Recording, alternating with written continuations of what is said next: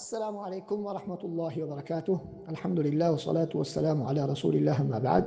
அன்பார்ந்த இஸ்லாமிய சகோதர சகோதரிகளே, ஹஜ் பற்றிய அல் குர்ஆனிய சிந்தனைகள் தொடர் 22வது வகுப்பில் உங்கள் அனைவரையும் சந்திப்பதில் பெருமகிழ்ச்சி அடைகின்றோம்.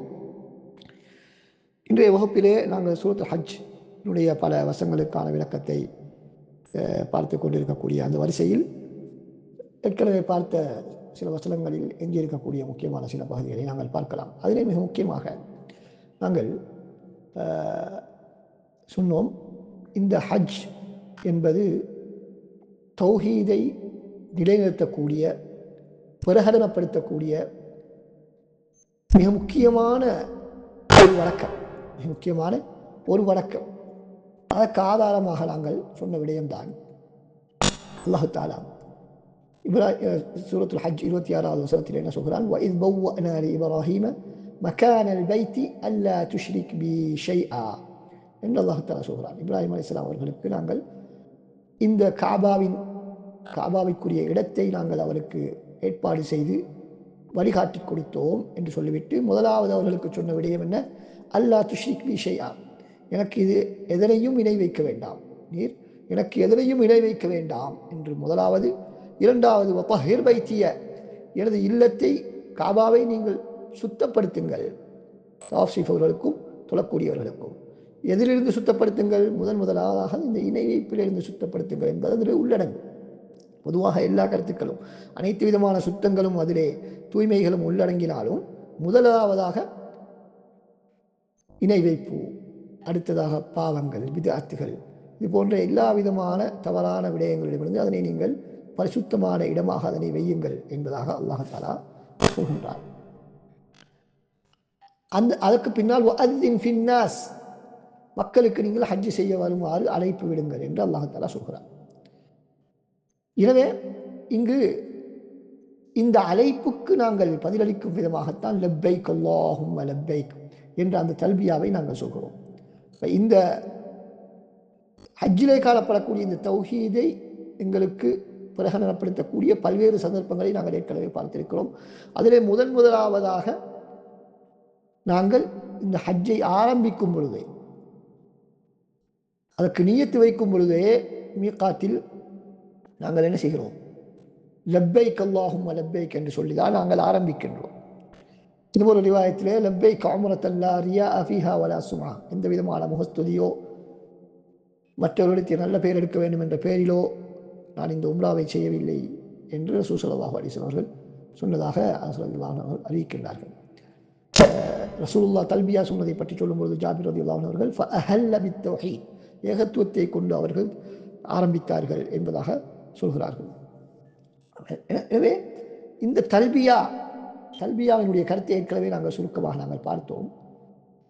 அதனுடைய விளக்கத்தை நாங்கள் நன்றாக புரிந்து கொள்ள வேண்டும். ஏனென்றால் நாங்கள் இந்த தல்பியா என்ற இந்த திக்ர்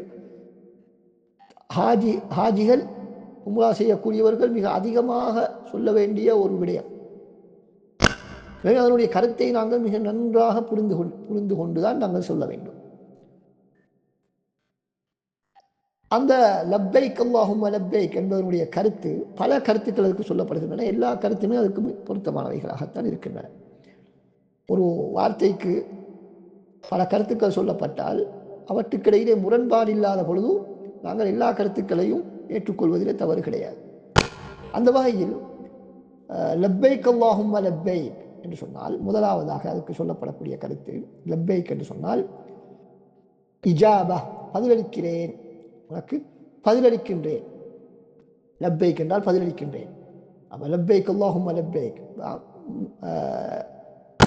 திரும்ப திரும்ப உனக்கு நான் பதிலளிக்கின்றேன்.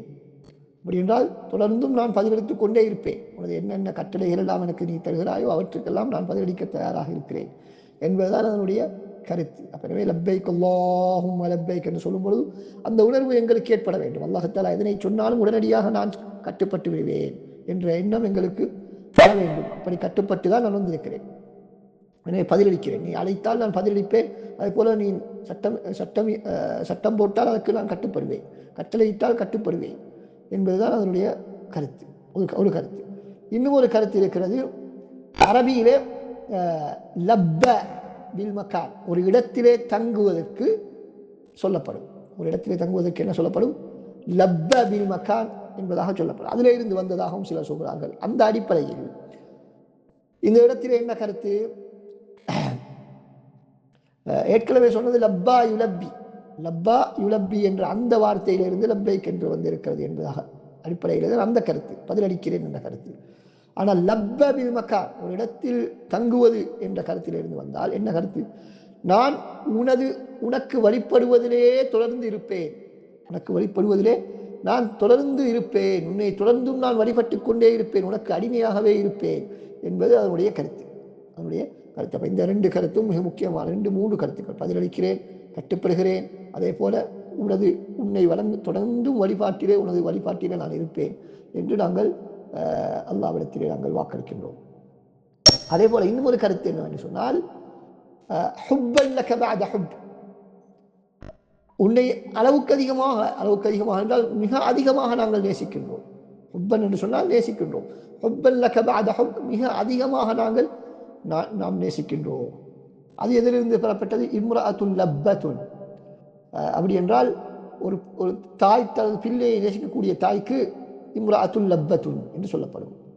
எனவே லப்பைக்க என்று யாருக்கு சொல்லப்படும் என்றால், பொதுவாக நாங்கள் யாரை மதித்து நேசிக்கின்றோமோ அவர்களை பார்த்து தான் நாங்கள் லப்பைக் என்று சொல்லுவோம். லப்பைக் என்று சொல்லுவோம். ஒரு முதலாளி அழைத்து நாங்கள் செல்வதற்கு லப்பைக் என்று சொல்வது கிடையாது. ஏனென்றால் அவரோடு எங்களுக்கு நெருக்கம், கண்ணியம், மரியாதை எல்லாம் நீக்காது. எங்களுக்கு சம்பளம் தருகிறார் என்பதற்காக நாங்கள் அவருக்கு வேலை செய்வோம். அவர் மீது அன்பு இருக்கிறதா, அல்லது அவர் மீது மரியாதை இல்லாமல் இருக்கலாம், அன்பு இல்லாமல் இருக்கலாம். ஆனால் லப்பைக் என்பது யாரோடு எங்களுக்கு அன்பு இருக்கிறதோ, யார் மீது மரியாதை, கௌரவம், மதிப்பு இருக்கிறதோ அவருக்கு நாங்கள் பயன்படுத்தக்கூடியதுதான் இந்த லப்பைக் என்பது. எனவே எங்களது அன்பை, அதிகமான அன்பை உனக்கு தெரிவித்துக் கொள்கிறோம் என்பது என்னுடைய கருத்து. அதே போல இஹ்லாஸ், எங்களுடைய இந்த அமலிலே நாங்கள் மிகவும் மன தூய்மையோடு இருக்கின்றோம் என்ற கருத்தும் அதில் இருக்கிறது. அதாவது லுப்பு ஷைஇ, ஒரு விடயத்தை, ஒரு பொருளினுடைய முக்கியமான பகுதிக்கு லுப்பு ஷை என்பதாக சொல்லப்படும். அதே போல லுப்பு ரஜுலி, ஒரு மனிதனுடைய அறிவுக்கு, உள்ளத்துக்கு லுப்பு என்று சொல்லப்படும். அதனால் தான் அல்லாஹ் தஆலா உலுல் அல்பாப் என்பதாக சொல்வான். அறிவுள்ளவர்களே என்று குர்ஆனில் அழைப்பான்.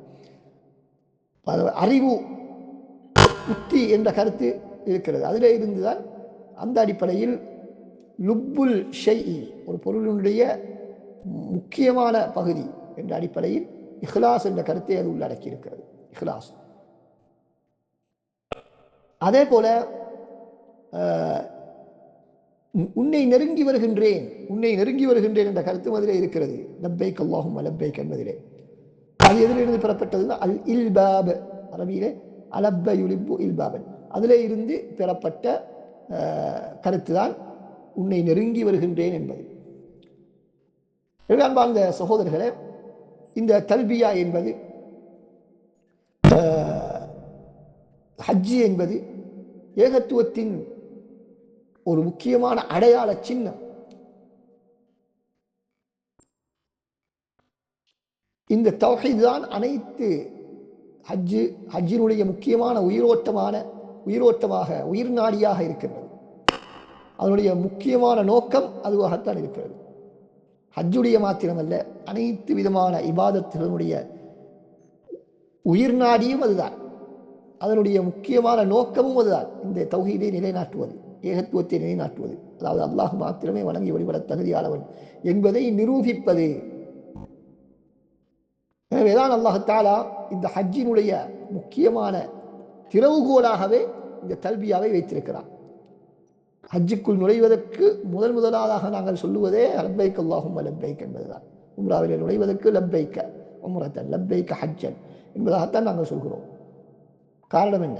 ஆம், அந்த ஹஜ்ஜினுடைய பிரதானமான நோக்கம், உயிர் நாடி இந்த தௌஹீது தான். எனவேதான் தல்பியாவை மையமாக கொண்டு அது கட்டமைக்கப்பட்டிருக்கிறது.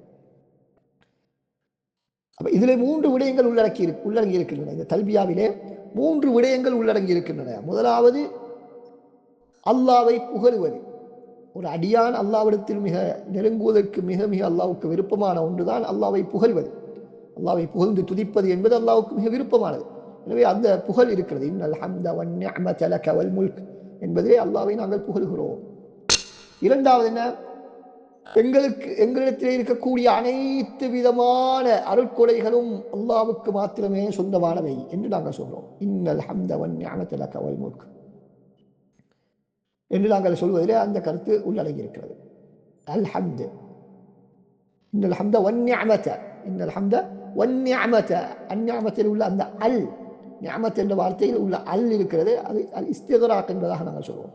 அனைத்து அருட்கொடைகளும், அனைத்து அருட்கொடைகளும் உனக்குரியது, நீ தந்தவைதான், உன்புறத்திலிருந்து வந்தவை என்று நாங்கள் இரண்டாவதாக அனைத்து அருட்கொடைகளும் அல்லாஹ்வுக்கு சொந்தமானவை என்பதை நாங்கள் ஏற்றுக்கொள்கிறோம்.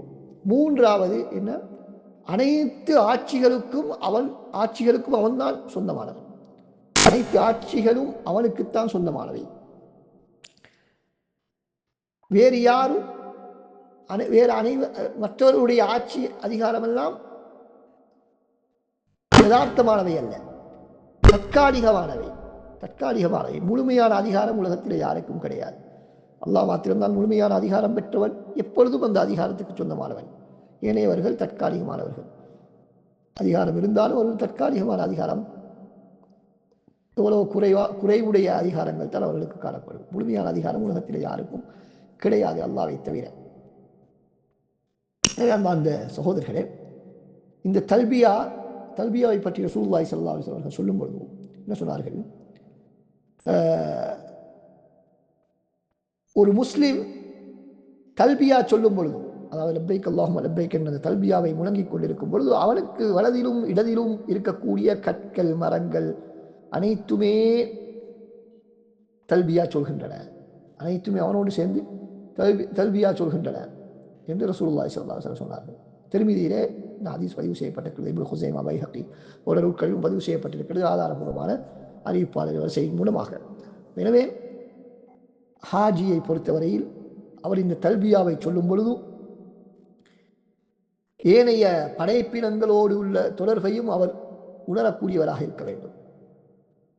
தான் மாத்திரமல்ல அல்லாஹ்வை வழங்கிக் கொண்டிருக்கிறோம், நாம் மட்டுமல்ல அல்லாஹ்வை ஏகத்துவப்படுத்திக் கொண்டிருக்கிறோம், நம்மோடு சேர்ந்து முழு உலகமும், என்னை சூழ உள்ள உலகமும் அல்லாஹ்வை ஏகத்துவப்படுத்திக் கொண்டிருக்கிறது, அல்லாஹ்வை வணங்கிக் கொண்டிருக்கிறது என்ற உணர்வு வர வேண்டும். ஆனால் இன்று நாங்கள் கவனிக்கக்கூடிய முக்கியமான விஷயம், இந்த தல்பியாவுடைய விஷயத்திலே மிக மிக கவனஈனமாக எங்களுடைய சகோதரர்கள் இருக்கிறார்கள். குறிப்பாக உம்ராவுக்கு செல்லக்கூடியவர்கள் மிகவும் களைப்பாக செல்லக்கூடிய நேரத்திலே அவர்கள் இஹ்ராமுடைய ஆடையை, இஹ்ராமுடைய நியத்தை வைத்து அவர்கள் மக்காவை நோக்கி செல்லக்கூடிய நேரத்திலே தல்பியா சொல்ல வேண்டிய நேரம், அதாவது இஹ்ராமை அணிந்ததிலே இருந்து தவாஃபை ஆரம்பிக்கும் வரைக்கும் தல்பியா சொல்லக்கூடிய நேரம். ஆனால் நிறைய பேருடைய உம்ரா எங்கு ஆரம்பிக்கிறது என்றால் தவாஃபிலே இருந்து தான் ஆரம்பிக்கிறது. அது இல்லை. உண்மையிலே உம்ரா எங்கிருந்து ஆரம்பிக்கிறது? மீகாத்திலே நாங்கள் நீயத்து வைத்ததிலே இருந்து ஆரம்பித்து விடுகிறது. எனவே அங்கிருந்து எங்களுடைய அமல்கள் ஆரம்பிக்க வேண்டும். அது குறிப்பாக இந்த தல்பியா என்பது மிக மிக அது கடமை இல்லாவிட்டாலும், அது மிக முக்கியமான ஒரு அந்த ஹஜ்ஜினுடைய உயிர் நாடி,